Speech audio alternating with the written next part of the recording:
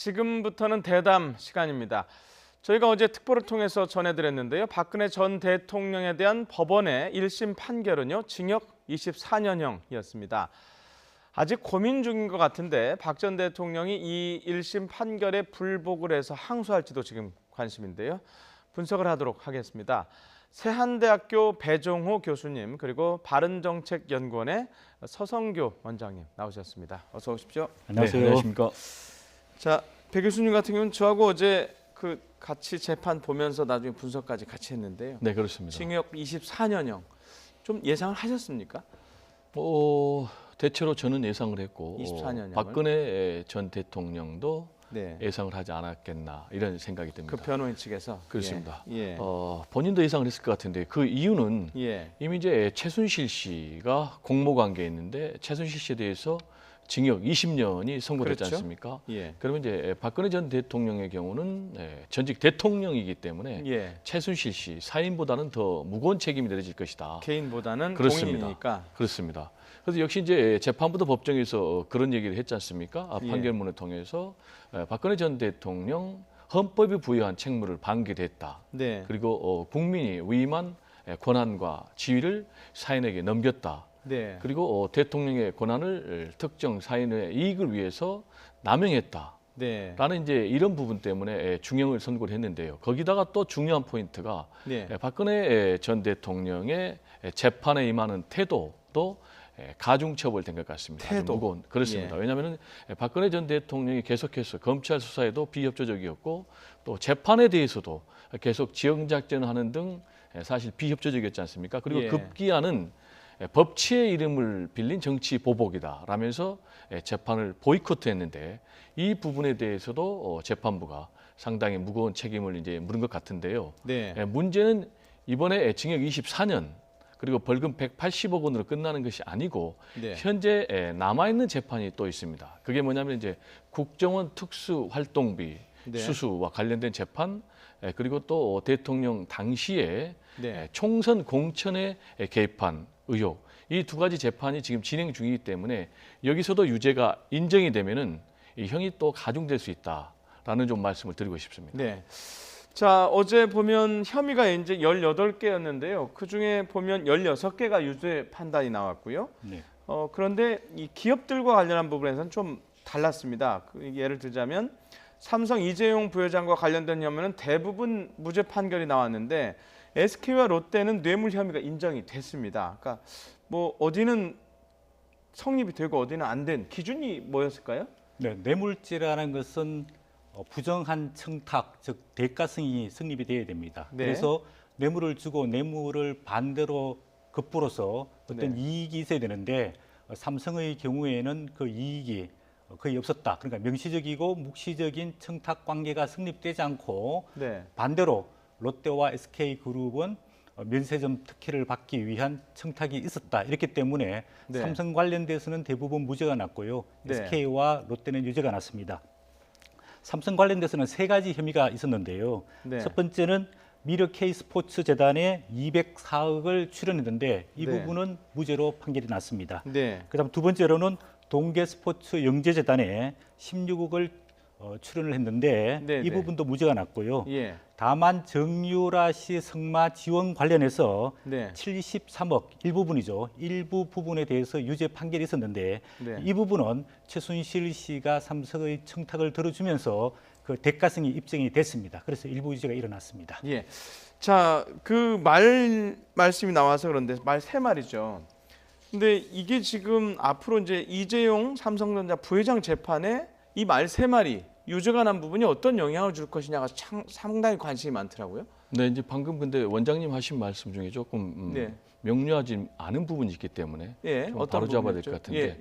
지금 삼성의 이재용 부회장 같은 경우에 뇌물과 관련해서는 뇌물죄하고 제3자 뇌물죄 두 가지 혐의가 있습니다. 네. 그런데 뇌물죄 같은 경우는 이제 돈을 받기만 해도 네. 그게 성립이 되는데 제3자 뇌물죄는 분명하게 부정한 청탁이 있어야 되는 것입니다. 네. 그런데 이번에 삼성의 이재용 부회장 같은 경우는 뇌물죄에 대해서도 72억이 유죄로 인정이 났습니다. 네. 그럼 72억 유죄가 난 부분은 뭐냐면은 방금 말씀하신 말 세 마리 구매비 관련해서 36억 원, 네. 그리고 또 코어 스포츠에서 용역하는데 드는 36억 원에서 정유라 승마 지원하는데 총 72억 원이 네. 뇌물죄로 유죄가 판정이 됐고요. 네. 지금 이번에 삼성과 관련해서 무죄가 된 부분은 이제 한 220억 정도 되는데 네. 이 부분은 뇌물죄가 아니고 제3자 뇌물죄입니다. 네. 그럼 이제 제3자 뇌물죄 무죄가 난 부분이 뭐냐면은 K스포츠 미르재단 204억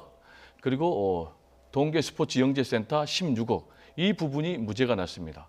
그러면 이 부분이 제3자 뇌물죄가 왜 무죄가 났냐면은 검찰이 기소를 할 때는 포괄적 승계를 전제로 한 묵시적인 또는 명시적인 부정한 청탁이 있었다라고 해서 이걸 제3자 뇌물죄로 했는데 재판부는 이 부분에 대해서 부정한 청탁이 있었다라고 확인할 수 없다, 인정할 수 없다. 그래서 무죄가 난 것입니다. 그런데 이제 이번에 네. 이재용 부회장 지난번에 항소심에서 36억 부분이 무죄 판결을 받았거든요. 그런데 이번에 박근혜 전 대통령 1심 판결에서 이 36억 원을 유죄로 인정했기 때문에 네. 1심에서 이재용 부회장이 징역 5년을 받았는데 2심에서 징역 2년 6개월에 집행유예 4년을 받아서 풀려났지 않습니까? 지금 활동을 하고 이제 그런데 있죠. 5억이 넘으면은 또 형량이 바뀌는 것입니다. 네. 그래서 따라서 이 부분이 이재용 부회장 대법원 판결이 어떻게 내려질지 굉장히 주목되는 그런 부분입니다. 그러니까요. 예. 상당히 영향을 주지 않을까요? 네, 상당히 영향을 준다고 볼 수 있겠습니다. 왜냐하면 네. 아까 말씀하신 대로 네. 이재용 그 부회장 2심 재판에서는 36억 5천만 원 부분, 즉 말의 소유권은 최순실 씨한테 있지만은 부대 비용만 삼성에서 그 제공을 했다. 이래서 그 부분을 가지고 판결을 했기 때문에 1심보다는 상당히 낮은 절반의 2년 6개월이 떨어지고 집행유예로 나왔는데 네. 이번에 박근혜 전 대통령 판결과 같이 소유권과 그다음에 이 용역 지원비 이것도 약 한 36억 4천만 원 합쳐서 73억인데 전체 다 3자 뇌물죄로 인정을 했기 때문에 만약 이게 받아들여진다면은 이재용 부회장 그 대법원 상고심에서는 그 좀 더 높은 형량이 나올 수도 있다 이렇게 보여지는데 마지막 재판을 좀 지켜봐야 네, 될 그럴 것 같습니다. 물론 재판부는 다르기 때문에 뭐 생각은 다를 수가 있겠지만 어찌됐든 그 앞에 거를 뭐 완전 무시할 수는 없기 때문에 상당히 지금 삼성 변호인 측에서도 신경을 많이 써야 될 것 같은데. 부분이 왜 중요하냐 하면 예. 우리 형법상 50억 이상의 뇌물을 받게 되면은 네. 무조건 징역 5년 이상에 처하게 돼 있습니다. 네. 그런데 지금 이재용 부회장 항소심에서는 뇌물 인정액이 36억이었거든요. 예. 그런데 이번에 박근혜 전 대통령 1심 판결을 보면은 뇌물 액수가 50억이 넘는 73억이기 그렇게 때문에 되겠죠. 이 부분을 인정하게 되면 다시 예. 징역 5년 이상의 처벌이 불가피한데 이 부분은 대법원의 판결을 일단 지켜봐야 될 것 같습니다. 예. 자, 뭐 이제 이재용 부회장 재판 영향은 이 정도로 하고요. 어찌됐든 이제 관심은 박근혜 전 대통령이 항소를 할 것이냐는 건데요. 아직까지 뭐 특별한 얘기는 없어요. 국선 변호인은 하는 쪽으로 얘기를 하는 것 같은데 어찌됐든 당사자의 의견을 물어봐야 되는 거 아닙니까? 어떻게 될 걸로 보십니까? 네, 원칙적으로 이제 국선 변호인이 당사자의 의견을 물어서 예. 항소장을 제출하는 것이 정상적인데 지금 네. 박근혜 전 대통령이 국선 변호인을 아예 만나주지 않는 그런 상황 아니겠습니까? 어제도 유영하 변호사하고만 얘기를 그렇습니다. 했었죠. 선고가 내려질 당시에 네. 유영하 변호사가 접견 중이었고 네. 이제 교도소 측에서 선고 판결 내용을 전달해줘서 유영하 변호사하고 지금 박근혜 전 대통령이 그걸 접수를 했거든요.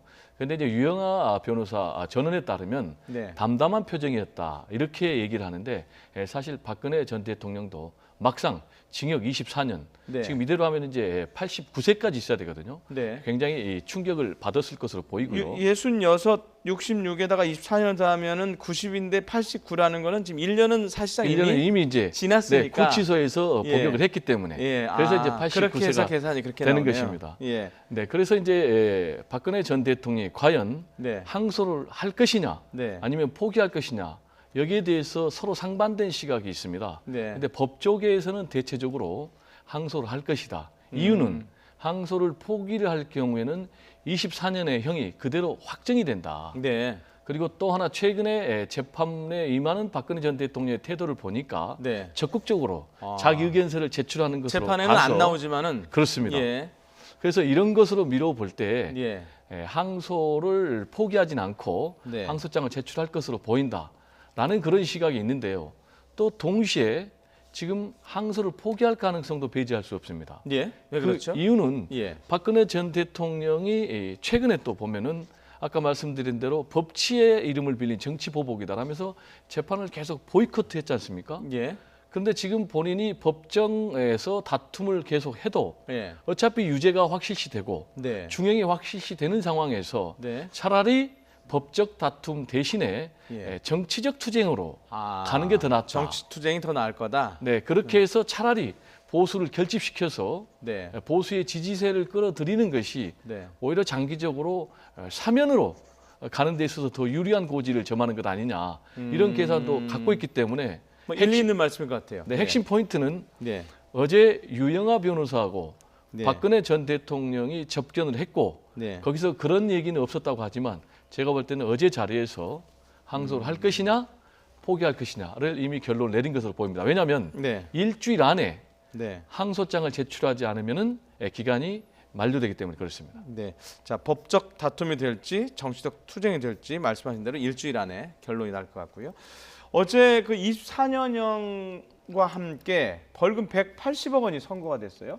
그런데 박근혜 전 대통령이 이 돈을 내지 못할 거는 거 아니냐 이런 얘기가 있던데 그 무슨 얘기입니까? 예, 그 벌금이 180억 원이 이제 선고가 됐는데요. 네. 박근혜 전 대통령 그동안 네. 1원 한 푼도 받은 적이 없다. 이제 이렇게 본인은 이제 억울하고 본인을 항변했는데 지금 이제 이 보도에 따르면은 박근혜 전 대통령 재산이 약 한 80억 원 정도로 알려지고 있습니다. 예. 내곡동에 있는 자택과 네. 또 예금, 또 네. 수표 이런 것들이 있는데 예. 이런 부분들은 상당 부분 지금 검찰에서 예. 동결 처분이 돼 있는 상황입니다. 아, 네. 그리고 네. 예. 또 나중에 뭐 이게 검찰에서 아마도 이 재산 환수를 하기 위해 가지고 예. 뭐 추적 처분 이런 것도 할 거라고 보여지는데 네. 기본적으로 박근혜 전 대통령 입장에 봤을 때는 이번 판결이 너무 억울하고 부당하다. 아까 말씀하신 대로 정치적인 판결이다. 이렇기 때문에 이런 그 벌금 납부를 제가 보기에는 안 따를 가능성이 많고요. 안 따라도 강제로 할 수 있는 거 아닙니까? 강제로 확정되면. 검찰에서 그거 환수 예. 소송을 환수를 할 수 있는데 예. 그럼에도 불구하고 180억 벌금에 대해서 완납을 다 못할 경우에는 어제 1심 판결에 따르면은 벌금을 미납 또는 납부 안 할 경우에는 3년간 노역장에 유치하겠다. 이렇기 때문에 박근혜 대통령 저는 항소를 안 할 거라고 보여지는데 만약에 안 하게 되고 이 180억이 확정되게 되면은 네. 지금 가지고 있는 재산이 상당 부분 벌금으로 환수될 가능성이 높다 이렇게 보여집니다. 네. 자, 1심 선고가 나온 이후라서 그런지요. 그동안 언론에 잘 나오지 않던 사람의 반응이 나왔습니다. 최순실 씨의 전 남편이죠. 정윤회 씨의 반응이 나왔는데요. 그래픽으로 한번 지금 준비가 됐는데 보겠습니다. 이렇게 얘기를 했네요. 이제 와서 돌이켜보니까 그분 박 전 대통령을 지칭하는데요. 그분도 그리고 그 사람 최순실 씨를 얘기하는 것 같은데요. 최순실도 나도 이렇게 되는 게 정해진 운명이었다. 뭐든지 지나치면 독이 되는 것 같다라고 한 신문과 지금 뭐 통화를 한 것 같습니다. 지나치면 독이다라는 말 어떻게 봐야 될까요? 지나치면 이제 독이다라는 거는 지금 엄청나게 후회를 하고 있다는 얘기인데 후회하고 있다. 이 정윤의 문건 파동이 당시의 세상을 떠들썩하게 했지 않습니까? 네. 근데 정윤의 문건 파동의 그 핵심은 정윤혜 씨가 최순실 씨의 전 남편 아닙니까? 그런데 이 최순실 씨가 청와대 이재만 등 문고리 3인방과 네. 서로 힘을 합쳐서 사실상 국정을 농단하고 있다. 네. 라는 게 포인트였는데 네. 이거를 이제 2014년에 11월로 세계일보가 폭로를 했어요. 그래서 청와대는 전혀 사실 아니다. 네. 그래서 이제 검찰이 수사에 나섰는데 네. 당시 검찰의 수사 태도가 네. 그러면 이 문건의 진위 여부를 예. 밝히는 데 있었던 것이 아니고 그렇죠. 왜 이 다른 데로 문건이 갔죠. 어떻게 유출됐느냐 네. 문건 유출 경위에 초점을 맞춰버렸어요. 예. 그러다 보니까 그 과정에서 문건을 유출했던 혐의를 받았던 한 사람이 스스로 목숨을 끊었고 네. 박관천 당시 청와대 행정관은 이제 구속이 됐는데 문제는 실제로는 정윤회 씨가 당시에 국정농단의 핵심이다라는 게 이 문건 파동이었지만은 최순실 씨가 국정농단의 핵심이었고 네. 이제 와서 생각하면은 2014년에 이 문건이 터졌기 때문에 네. 이 문건이 터졌을 당시에만이라도 네. 박근혜 전 대통령이 정신을 차렸거나 네. 또는 검찰이 제대로 수사를 했다면 네. 최순실 국정농단 사태는 사전에 막을 수도 있지 않았겠나라는 좀 생각이 드는데요. 네. 여기서 이제 정윤회 씨 같은 경우 운명론을 얘기하지 않습니까? 네. 그분이나 최순실 씨나 나도 운명이다라고 네. 얘기를 하는데 지금 살아있는 사람 입장에서는 이걸 운명으로 돌리지 않으면 본인이 너무나 감당하기 어려운 그런 상황이기 그럴 수 때문에 있겠네요. 운명론을 얘기하는데 제가 볼 때는 박근혜 전 대통령 또 최순실 씨 네. 바른 법적 의식을 가지고 네. 행동을 했었더라면은 이런 불상사는 막을 수 있지 않았을까 이런 생각을 좀 해봅니다. 네. 본인의 입장에서는 예. 어쨌든 간에 박근혜 전 대통령의 전 비서실장을 지내고 네. 또 최순실 씨 전 남편이었고 예. 또 문고리 3인방을 다 발탁해서 같이 함께 일했던 박근혜 정권 사람이었는데 탄생의 주역이죠. 예, 그랬음에도 불구하고 지난 5년 동안 아무런 역할도 하지 못하고 또 뭐 아까 말씀하신 대로 문건 파동으로 검찰의 조사를 받았음에도 불구하고 아무런 혐의가 없고 실체가 없다. 이렇게 드러나는 그 안타까운 심정을 네. 예를 들어서 최순실 씨가 적절하게 그냥 대통령에게 적절한 조언만 하고 또 그 3명의 비서관이 박근혜 대통령을 잘 보좌해서 국정 운영을 잘했었으면 좋았을 텐데 네. 이렇게 돼서 참 안타깝다, 아쉽다 이런 마음을 좀 토로한 것 아닌가 이렇게 보여집니다. 네. 이때 문건 파동에서 굉장히 중요한 말이 나왔어요. 당시에 박관천 경정이 뭐라고 그랬냐면은 네. 대한민국의 권력 서열 1위는 최순실이다라고 얘기를 했는데 그때 당시에는 이걸 아무도 이해를 못했죠. 그게 아니라고 그랬죠, 정부에서는. 그렇죠. 네. 그리고 사실 언론에서 제대로 몰랐거든요. 네. 그러나 시간이 흐르고 설마 그랬죠, 언론에서도. 그렇습니다. 예. 수사 결과 100일에 드러났는데 예. 이번에 세월호 조사, 네. 세월호 참사 관련해 박근혜 전 대통령의 행적이 대부분 지금 허위로 조작된 것으로 나타났지 않습니까? 네. 근데 박근혜 전 대통령이 10시 20분에 최초의 보고를 받았고 그리고 오후 5시가 넘어서 중대본에 갔는데 왜 이렇게 엉뚱하게 늦게 대처를 했을까라는 것과 관련해서 당시에 최순실 씨가 청와대 관저에 2시 15분에 나타났다는 거 아니겠습니까? 예, 예. 그래서 최순실 씨 문고리 3인방 그리고 박근혜 대통령 5자 회동에서 중대본에 가야 된다라는 최순실 씨의 의견을 듣고 실행에 옮겼다는데 이것으로 봐서도 역시 최순실 씨가 권력 서열 1위였다라는 박관청 경정의 말이 사실했구나라는 것을 뒷받침하는 그런 대목이 아닌가 생각이 됩니다. 예. 자, 정윤회 씨 말고 지금 홍준표 자유한국당 대표도 1심 판결에 대해서 입장을 밝혔는데요. 페이스북에다 글을 올렸는데 지금 이게 조금 또 논란이 될 것 같습니다. 수가 제주, 역가 복주. 물은 배를 띄울 수도 있지만 배를 뒤집을 수도 있다. 공주를 마녀로 만들 수도 있는 것이 정치고 이번 재판을 가장 섬뜩하게 느낄 사람은 바로 지금의 문 대통령이다라는 얘기를 했어요. 좀 섬뜩한가요? 네. 이제 홍준표 자유한국당 대표가 이제 3가지 요지를 말했는데요. 예. 일단 박근혜 전 대통령을 좀 심정적으로 옹호하는 발언을 했습니다. 억울하다. 네. 잘못이 조금 있는 건 인정하지만 단 한 푼의 돈도 받지 않았는데 네. 이렇게 징역 24년에 처하게 되는 것은 정말로 안타깝고 네. 비례의 원칙에 넘어선다. 네. 이런 상당히 정치적인 발언을 했고요. 예. 두 번째로는 아까 말씀하신 대로 역과 복주, 물이 배를 띄우기도 하지만 물이 배를 뒤집기도 한다. 민심이 굉장히 무섭다. 우리가 통상시에 많이 쓰는 말인데요. 이번 재판 과정에서 이 문재인 정권이 이런 민심을 얻고 박근혜 전 대통령을 탄핵하고 또 구형 1심 판결에서 24년이 나왔는데 이런 부분을 당신들도 당할 수 있다. 이런 경고조로 상당히 이야기했습니다. 이와 유사하게 그 청와대의 그 김의겸 대변인이 네. 기억하지 않는 역사는 되풀이 된다. 네. 우리는 오늘을 기억하겠다. 되풀이하지 이런 이야기 않겠다는 되풀이 얘기죠? 않겠다 했죠. 예. 그래서 이거를 반면교사로 삼아서 네. 민주적인 국정 운영 또 국민을 위한 국가 운영 정치를 하겠다 이렇게 했는데 이 말을 앞으로 3, 4년 뒤에 잘 되새겨 볼 필요가 있을 것 같습니다. 예, 홍준표 대표의 얘기에 대해서 지금 최경환 이 여러분이 있는데요. 민주평화당 대변인 최경환 대변인이 이렇게 또 반박을 했습니다.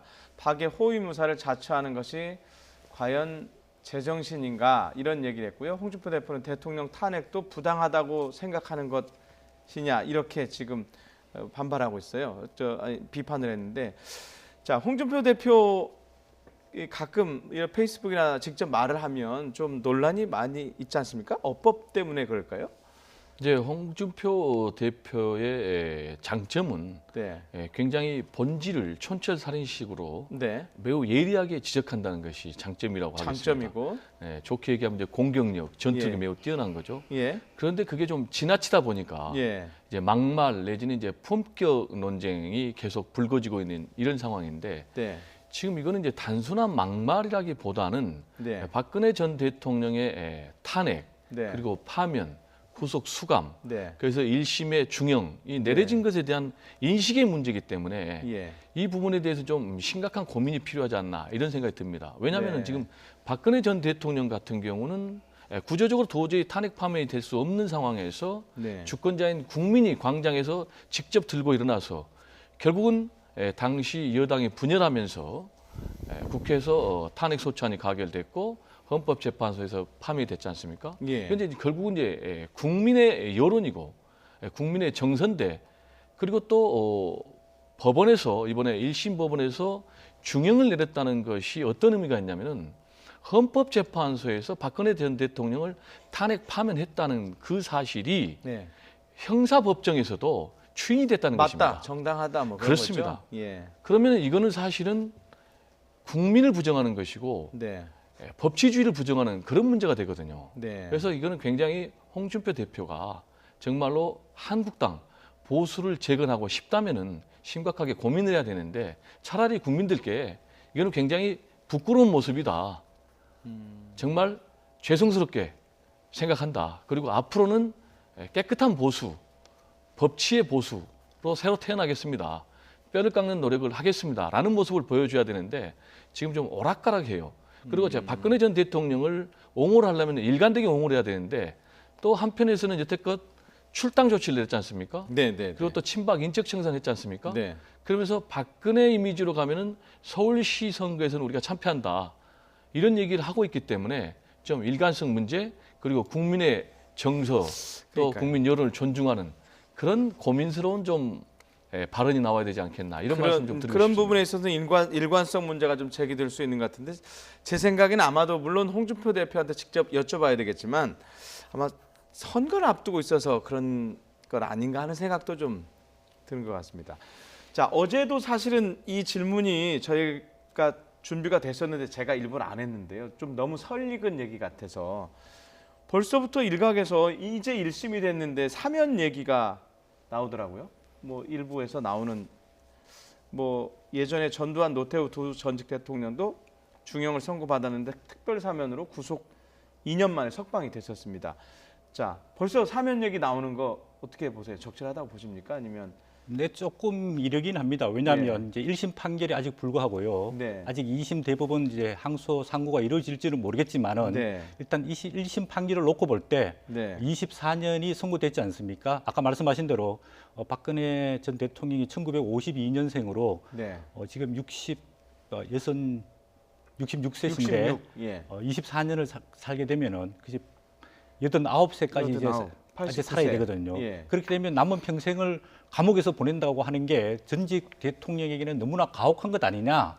그러니까 이런 어제 어떤 분은 사실상 종신형이라고 종신형에 가깝다고 하더라고요. 볼 수 예. 있죠. 그리고 과거 사례를 볼 때도 전직 대통령들이 감옥에 있을 때 국민 통합, 또 정치적인 화해 차원에서 사면이 이루어졌습니다. 예를 들자면 전두환 전 대통령도 네. 무기징역을 받아서 수용 한 2년 정도쯤 있다가 특별 사면을 받아서 나왔고요.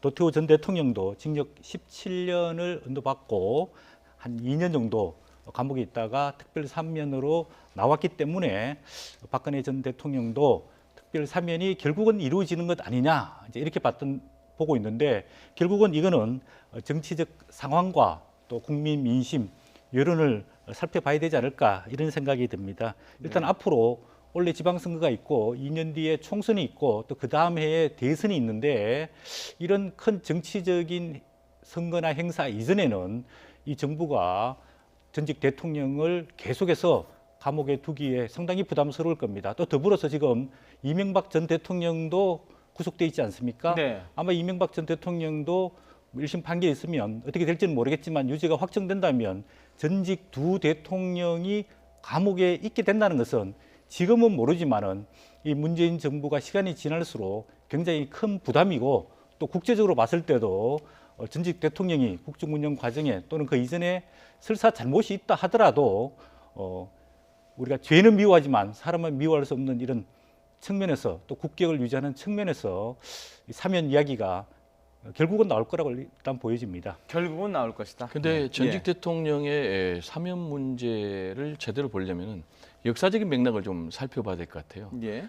전두환, 노태우 두 전직 대통령 같은 경우는 이제 반란 그리고 뇌물수수 이런 것으로 전두환 전 대통령 같은 경우는 1심에서 사형을 받았습니다. 네. 그리고 노태우 전 대통령은 1심에서 징역 22년 6개월을 받았는데 최종 대법원에서 무기징역으로 네. 감형이 됐고 또 징역 17년으로 노태우 전 대통령이 감형이 됐는데 네. 결국 말씀하신 대로 2년 만에 사면 복권해줬는데 이 사면 복권 시기가 언제냐면은 당시에 김영삼 대통령이 네. 사실상 임기 막바지에 예. 김대중 대통령 당선자하고 대통령 선거가 끝난 다음에 네. 서로 상의를 해서 결정을 내린 거거든요. 네. 그래서 만약에 사면이 네. 이루어진다면 지금 이제 매우 부적절한데 너무 이런데 이루어진다면은 전례로 볼 때 네. 현재 문재인 대통령의 임기 막바지에나 또는 다음 정권에나 가능할 수가 있겠다라는 부분 좀 말씀을 드리고 싶고요. 네. 그다음에 사면 복권이 되려면은 일단 당사자들이 참여하고 뉘우치는 그런 모습을 좀 국민들께 보여야 됩니다. 그래야지 또 국민들 마음속에도 동정심이 일지 않겠습니까? 그런데 지금처럼 이명박 전 대통령 정치 보복으로 계속 나가면서 재판에 임하는 이런 태도로 볼 때 국민의 동정심을 불러일으키기는 좀 매우 어렵다라는 말씀을 드리고 싶고요. 그다음에 지금 개헌안에 이런 내용이 담겨 있습니다. 지금 특별사면의 경우는 대통령이 사실상 결정하면 되는데 이 부분도 앞으로 개헌안에는 사면위원회에서 결정하도록 지금 대통령의 권한을 축소하는 방향으로 지금 나가고 있거든요. 네. 그래서 제가 볼 때는 국민 대통합이라는 그런 명분도 굉장히 좋지만은 이 사면 문제도 제도적으로 좀 상당히 의견을 모아서 진행해야 될 필요가 있겠다 이런 말씀 좀 드리고 싶습니다. 자, 두 분 말씀 들어보니까 사면 문제는 정말 지금 얘기하는 건 너무 빠른 것 같아요. 그렇습니다. 제 느낌에도. 자, 그 원장님, 지금 이제 이번 1심 선고로 해서 이른바 이제 과거에 친박계 박근혜 정부에서 실세였던 분들 이제 공식적으로 이분들 뭐랄까요? 이제 완전히 뭐랄까 몰락했다고 해야 되나요? 이 공식적으로 확인이 됐다고 보면 되는 건가요? 예, 법적으로 이제 확인이 된 거고요. 예. 사실상 정치적으로는 작년에 국회에서 탄핵이 통과되고 헌재에서 인용되면서 벌써 네. 정치적인 심판은 받았다고 보여집니다. 네. 이 친박 그룹이라고 하는 분들이 제가 보기에는 한국 현대 정치사에서 가장 무책임하고 무능한 그룹이었지 않느냐 이렇게 생각이 듭니다. 왜냐하면 네. 정말로 능력이 있었으면은 박근혜 전 대통령 탄핵을 국회에서 막았어야 되고요. 네. 만약에 국회에서 탄핵이 통과됐으면은 그 부분에서 대통령을 잘못 보호하는 데 대해서 정치적인 도의적인 책임을 지고 전부 정계 은퇴를 하든지 사퇴를 했었어야 됩니다. 그럼에도 불구하고 그 이후에 본인들은 책임이 없는 양 이렇게 계속해서 국회의원직을 유지하고 있다가 최근에 친박 자장이라고 불리는 최경환 의원이 뇌물죄로 구속이 되고 또 네. 이의원 의원도 구속이 되고 네. 등등 이렇게 되면서도 아직까지 누구 하나 제가 친박으로서 친박 자장으로서 책임감을 느끼고 정계를 은퇴하겠습니다. 이렇게 대국민 사과하는 사람이 없다는 걸 보면 상당히 아쉽고 안타까운 측면이 있다고 보여집니다. 네, 알겠습니다. 시간 관계상 여기까지 듣도록 하겠습니다. 세안대학교 배종호 교수님하고요, 바른정책연구원의 서성교 원장님이었습니다. 고맙습니다.